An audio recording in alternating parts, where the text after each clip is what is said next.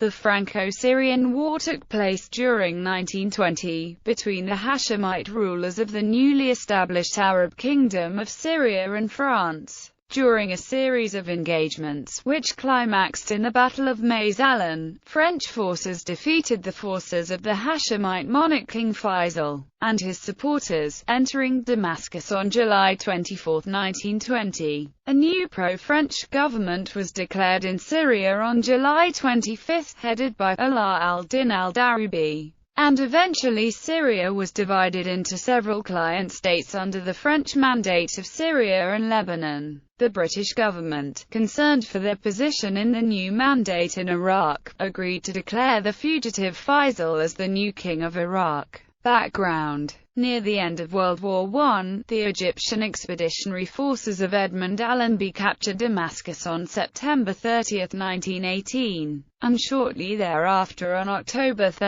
1918, Hashemite ruler Faisal entered Damascus as well. In the final stages of the Arab revolt against the Ottomans, on October 5, 1919, with the permission of General Allenby, Faisal announced the establishment of an Arab constitutional government in Damascus. Following the implementation of the 1916 Sykes-Picot Agreement, which divided the occupied remnants of the Ottoman Empire between France and Britain, French military administration was established in the Levant. General Henry Gouraud was appointed as representative of the French government in the Middle East and commander of the French Army of the Levant, centered in Syria. While events transpired in Europe that would eventually render the Arab Kingdom of Syria into a French mandate, it would also catalyze Syrian nationalist societies like Al-Fatah to make preparations for a national congress. These Syrian nationalist societies advocated complete independence for an Arab kingdom, uniting the Arab world under the Hashemite ruler Faisal. The first official session of the Syrian Congress was held on June 3,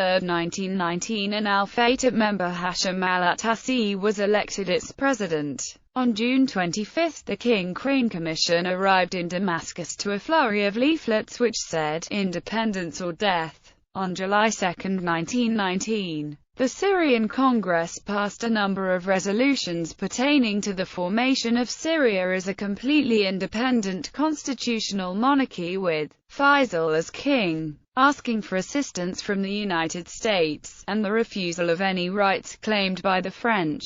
The hopes of Faisal that either the British or Americans would come to his aid and intervene against the French quickly faded with what many consider the defining catalyst for the creation and destruction of the Arab Kingdom of Syria, the Anglo-French Agreement. The Anglo-French Agreement provided for the withdrawal of British troops from Syria and signaled the end of the British military involvement in Syria. Eventually, Faisal would be forced into negotiations with Clemenceau in January 1920, which stipulated that the French would uphold the existence of the Syrian state and would not station troops in Syria as long as the French government remained the only government supplying advisors, counselors and technical experts. News of this compromise did not bode well with Faisal's vehemently anti-French and independence-minded supporters, who immediately pressured Faisal to reverse his commitment to France, which he did. Warfare Chronology. Countrywide revolts in the aftermath of the Clemenceau negotiations in January 1920. Violent attacks against French forces occurred sporadically across Syria, and effectively the Syrian Congress assembled in March 1920 to declare Faisal the King of Syria, as well as to officially set up the Arab Kingdom of Syria with Hashim al-Atassi as Prime Minister. This action was immediately repudiated by the British and French, and the San Remo Conference was called together by the League of Nations in April 1920 to explicitly establish the mandate of the French over Syria. Shortly, the war of Syrian Arab nationalists with the French became a devastating campaign for the new proclaimed Arab Kingdom of Syria. Several violent incidents in the region, initiated by Arab militias, like the Battle of Tel Hai, led to further international support of the French.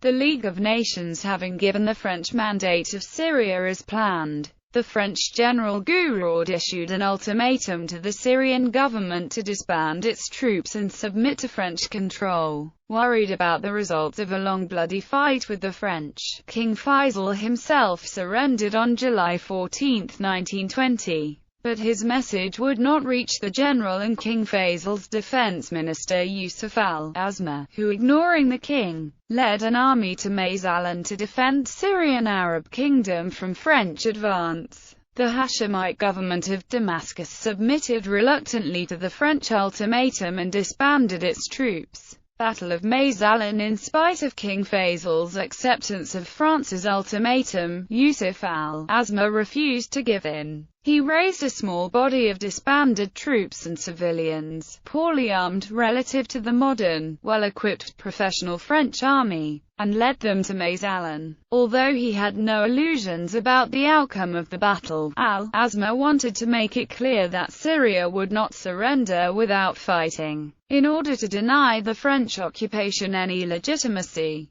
The Battle of Maezalan resulted in a crushing Syrian defeat. The French forces under the command of General Mariano Goybert easily defeated the Syrian forces. Yusuf al-Azma was killed in the battle. Final stages. The final stage of the war took place on July 24, 1920, when the French forces entered Damascus without any resistance. The next day, the Arab Kingdom of Syria was abolished, and French rule officially reinstalled. Aftermath. Following the San Remo Conference and the defeat of King Faisal's short-lived monarchy in Syria at the Battle of Maezalan, the French general Henry Gouraud established civil administration in the territory. The Mandate region was subdivided into 6 states. They were the states of Damascus, state of Aleppo, Alawite state, Jabal Druze, the autonomous Sanjak of Alexandretta, and the state of Greater Lebanon, which became later the modern country of Lebanon. Bibliography. France-Syria occupation 1919–1920